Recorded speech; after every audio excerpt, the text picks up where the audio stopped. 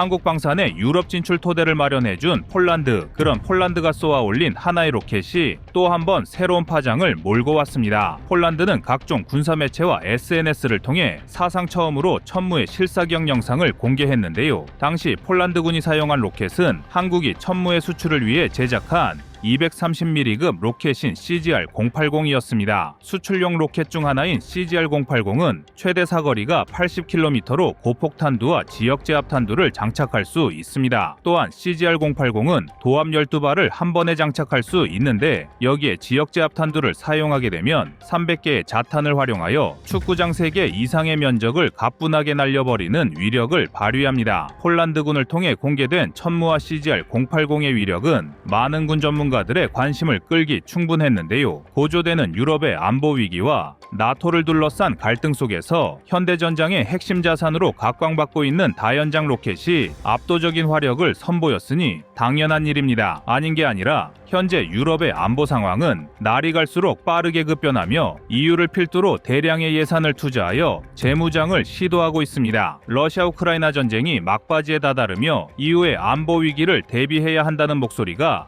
끊임없이 높아지고 있는 데다가 방위비 문제로 나토를 압박하는 트럼프도 유럽에겐 매우 부담스러운 존재입니다. 이러한 타이밍에 폴란드군이 천무의 실사격 영상을 공개했다는 것은 푸틴과 트럼프에 대한 무언의 시위를 하고 있는 것인데요. 폴란드는 자국이 보유한 화력 체계를 대외적으로 과시함으로써 푸틴에겐 폴란드군의 억지력을 과시하고 동시에 트럼프에겐 자신들의 국방 투자를 확실하게 보여주려는 의도를 내포하고 있습니다. 그런데 폴란드군의 천무 무력 시위가 펼쳐질 무렵 유럽의 다른 곳에도 매우 흥미로운 소식이 등장하고 있습니다. 그동안 세간에는 실패한 것으로 알려졌던 천무의 노르웨이 진출 가능성이 다시 한번 수면 위로 올라오기 시작한 것입니다. 불과 작년까지만 하더라도 일부 외신에서는 노르웨이가 천무 대신 하이마스를 도입하기로 결정했다는 보도를 내면서 천무의 추가 수출은 좌절되는 것처럼 알려지기도 했었는데요. 하지만 작년에도 우리 대한민국의 방산업체는 아직 노르웨이가 최종 결정을 내린 것이 아니라고 해명하며 천무의 수출을 포기하지 않았다는 입장을 표명했습니다. 그리고 2025년 들어 유럽의 안보 위기 고조, 트럼프의 방위비 압박, 폴란드군의 천무 홍보 등이 겹치며 한국에게 새로운 기회가 찾아오고 있는 상황입니다. 그래서 준비했습니다. 오늘은 노르웨이 등 유럽 국가를 상대로 시장 확대에 돌입한 천무의 최신 근황에 대해 자세히 알려드리겠습니다.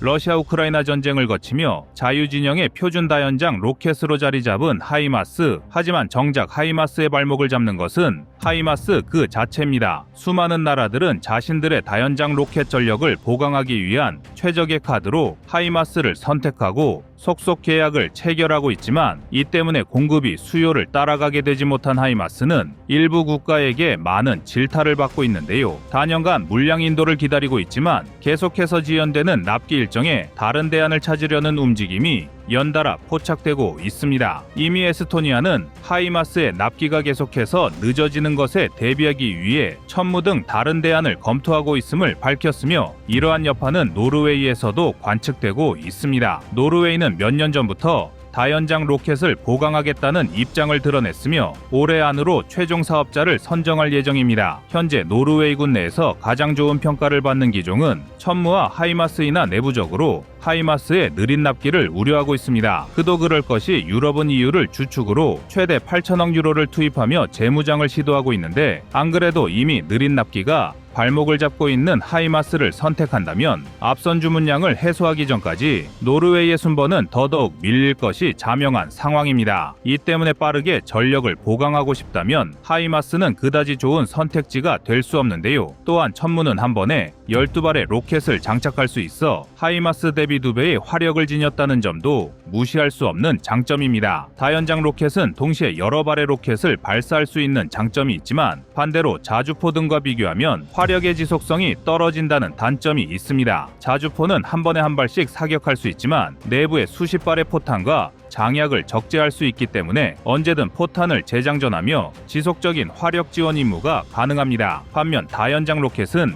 장전된 로켓을 모두 사용하면 탄약을 재보급하는 것이 상당히 불편합니다. 현대의 다연장들이 포드화를 통해 다량의 로켓을 일시에 장전할 수 있다고 하지만 예비 포드를 탑재한 별도의 지원 차량이 필요하고 크레인을 활용하여 재장전하기 때문에 빨라도 수분의 시간이 필요합니다. 재장전 시간을 상당히 단축한 천무조차 재장전에 필요한 최소 시간은 160초이며 시간 단축과는 별개로 별도의 예비 포드가 필요하다는 번거로움은 완전히 해소하지 못했는데요. 반대로 말하면 이러한 불편함과 단점을 보완하기 위해서는 단시간에 많은 화력을 투사하는 것이 중요합니다. 어차피 포드 교체에 시간이 걸린다면 차라리 6발의 포드 하나만을 사용하는 하이마스보다는 처음부터 6발씩 2개의 포드를 장착하고 임무에 투입할 수 있는 천무의 화력 효율이 압도적으로 좋다는 의미입니다. 게다가 이러한 천무만의 장점은 하이마스를 고민하는 노르웨이와 에스토니아 등에게 하나의 전술적 선택지를 추가해 줄 수 있습니다. 천무와 하이마스를 혼합하여 운용하는 것도 유럽 국가들에겐 전술적으로 유연한 선택이 될 수 있기 때문입니다. 예를 들어 적이 대규모로 기동할 수 있는 지역에선 화력이 우수한 천무를 앞세우고 지형의 제약이 크거나 빠른 전개가 필요할 땐 항공기 수송이 자유로운 하이마스를 투입하는 방식으로 지형과 작전 여건에 따라 다연장 로켓을 활용하면 되는데요. 이처럼 천무와 하이마스를 혼합하여 사용한다면 우선 납기가 빠른 천무를 먼저 도입하여 전력 공백을 최소화하면서 후속으로 하이마스 납기를 기다리는 방식으로 하이마스의 납기 지연 부담을 감소하는 것도 가능합니다. 폴란드가 이미 하이마스와 천무를 모두 도입함으로써 이러한 방식은 다른 유럽 국가들도 충분히 고려해 볼 만하다는 것이 입증되었는데요. 더불어 한국의 천무는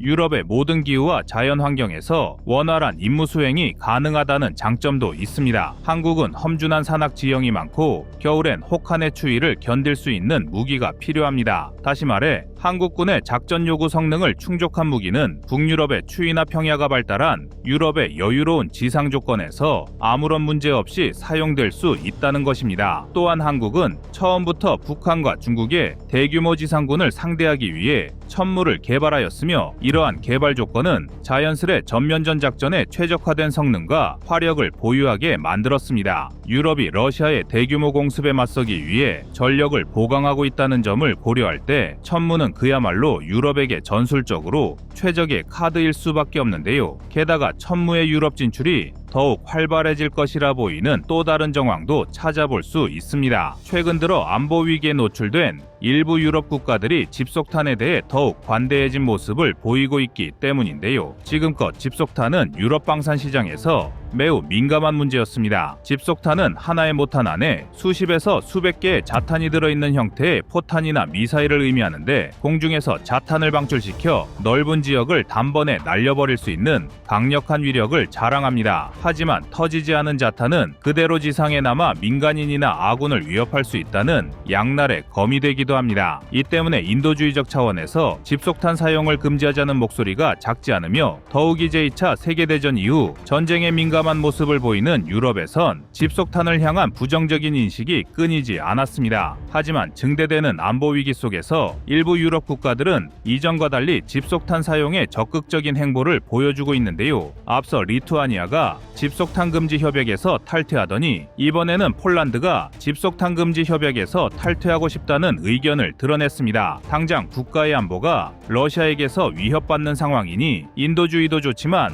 안보부터 확실하게 다지겠다는 국가들이 늘어나고 있는 것입니다. 그리고 유럽 내 국가들이 지속해서 집속탄 금지 협약을 탈퇴하거나 탈퇴 의사를 보인다는 것은 한국의 천무에는 더없이 좋은 상황을 만들 수 있습니다. 한국의 집속탄 기술은 이미 세계 최고 수준으로 집속탄의 불발률은 미국보다 2배 이상 더 우수한 기록을 보유하고 있습니다. 즉, 한국의 천무와 유도 로켓은 낮은 불발 확률을 앞세워 집속탄에 민감한 유럽 시장의 반대를 최소화하며 시장을 확대할 수 있다는 의미로 한국은 집속탄 금지 협약 탈퇴를 고민하는 여러 나라에게 천무는 집속탄의 불발률을 최대로 낮춰 민간인 피해를 예방할 수 있다는 셀링 포인트를 어필할 수 있습니다. 따라서 한국은 이러한 천무의 강점을 더욱 알리고 수출 증대를 위한 전략을 수립해야 하는데요. 지금까지 전 세계는 미국의 하이마스를 제일 먼저 주목해 왔습니다. 각종 실전 사례를 통해 입증된 하이마스의 우수한 성능엔 그 누구도 이견이 없으며 하이마스의 아성이 흔들릴 것이라 예측한 전문가도 없었습니다. 하지만 느린 납기와 유럽의 신속한 재무장 흐름은 하이마스의 수출을 방해하는 최악의 단점으로 자리 잡고 있으며 현재 자유진영에서 제작한 다연장 로켓 중 하이마스를 대체할 수 있는 무기는 사실상 천무가 유일합니다. 고로 2025년에 한국 방사는 그 어느 때보다 천무의 수출 확대가 중요해질 것인데요. K9 자주포에 이어 천무가 대한민국 포방부의 자존심을 보여줄 것입니다.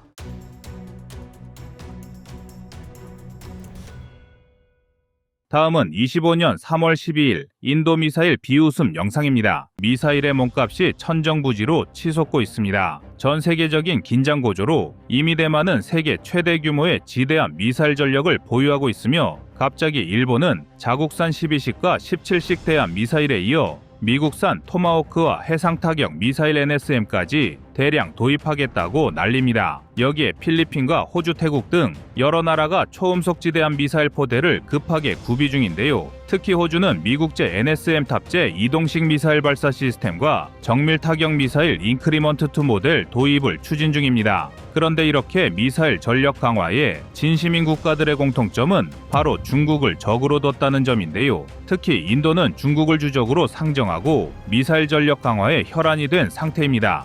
그리고 인도 국방부가 이번 인도 하이데라바드 국방박람회 2025에서 공개한 단거리 탄도미사일 역시 이러한 대피책의 일환이라 할 수 있습니다. 다만 이번에 공개된 BM-04 모델은 성격은 기존 프리트비 미사일 등과 조금 다른데요. 인도 국방부가 밝힌 사양에 따르면 BM-04 미사일의 무게는 11,500kg이고 길이는 10.2m, 지름은 1.2m로 프리트비의 절반 정도 수준입니다. 때문에 국내외 여러 군사정보 분석가는 BM-04가 육축 타트라 육상 발사 차량에 탑재할 수 있는 경량형 SRBM으로 파악하고 있습니다. 즉, 개발 의도 자체가 강력한 화력보다는 경량성에 중점을 둔 대량 양상형으로 인도 전역에 이를 배치하겠다는 것인데요. 그러나 일각에서는 인도가 자체적인 미사일 개발에 나서는 것도 좋지만 더 많은 양의 미사일을 수입해야 한다는 지적이 나오고 있습니다. 항공우주 분야 인도라 할지라도 내수 수요를 채우기엔 생산량이 미치지 못할 뿐더러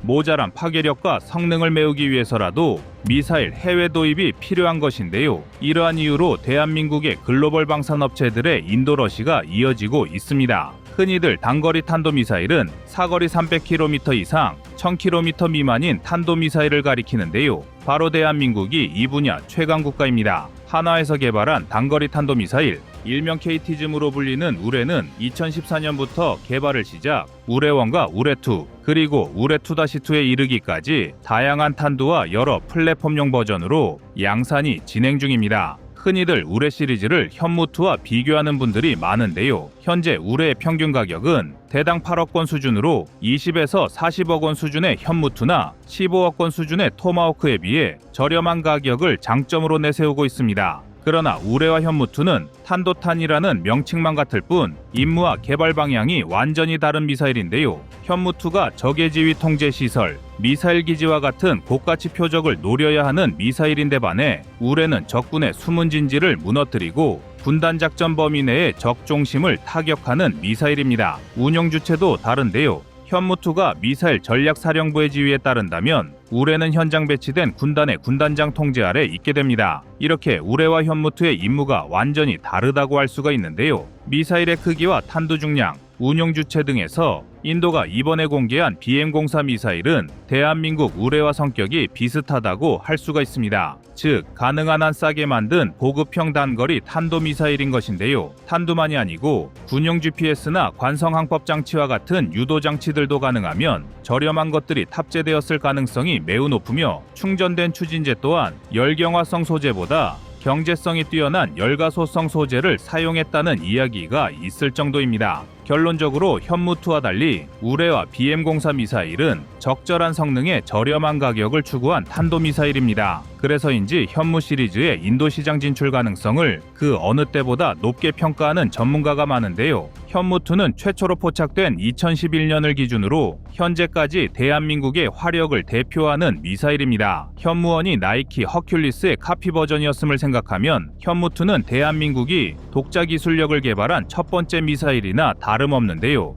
그런데 대한민국은 언론에 현무2A가 포착된 지 고작 2년 만에 사거리 탄두 중량을 2배로 확장한 현무2B를 공개했습니다. 즉 한미 미사일 사거리 지침과는 별개로 애초에 처음부터 현무투비를 기본형으로 개발했다고 밖에 볼 수 없는 증거입니다. 그리고 대한민국은 2013년 국군의 날 퍼레이드에서 현무2와 함께 사거리 1500km 순항미사일 현무3까지 공개했는데요. 대한민국은 이미 극비리의 사거리 500km의 현무3A뿐만 아니라 1000km의 현무3B, 1500km의 현무3C까지 완성해둔 상태였던 것입니다. 여기서 끝이 아닙니다. 대한민국은 현무3를 기반으로 한 함대지 버전인 해성2, 잠대지 버전인 해성3까지 개발을 완료했는데요. 우리 군은 현재 현무2와 현무3를 대략 2000기 이상 생산해 놓은 것으로 알려졌습니다. 그리고 진짜 위력은 지금부터인데요. 소위 말하는 괴물미사일 현무포의 가장 큰 특징은 전략성과 파괴력입니다. 지대지형인 현무포-원형의 경우 사거리 800km에 2.5톤 이상의 탄두 중량을 갖춘 것으로 추정되는데요. 500에서 1000km의 외기권 고도에서 마하 10 이상의 속도로 하강하도록 설계되었습니다.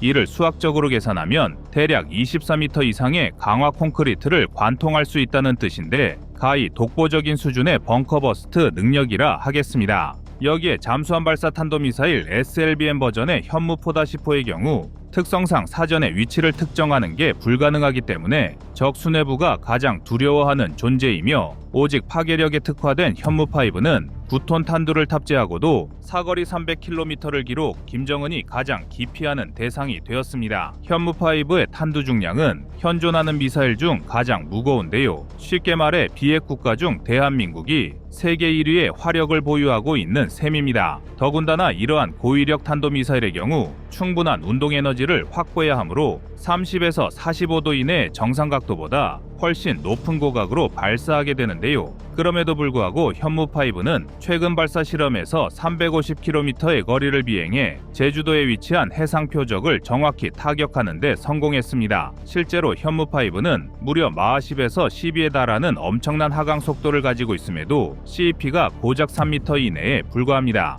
여기에 기본 사거리만 600km로 북한 전역을 사정권 내에 두고 있습니다. 그런데 여기서 한 가지 흥미로운 점은 현무4와 현무5를 이미 일반에 공개되었음에도 표기가 혼용되고 있다는 점인데요. 따라서 현무4와 현무5가 동일 계열 미사일이라는 분석도 있습니다. 이렇게 대한민국이 단거리 탄도미사일의 진심일 수밖에 없는 이유는 바로 중국 때문입니다.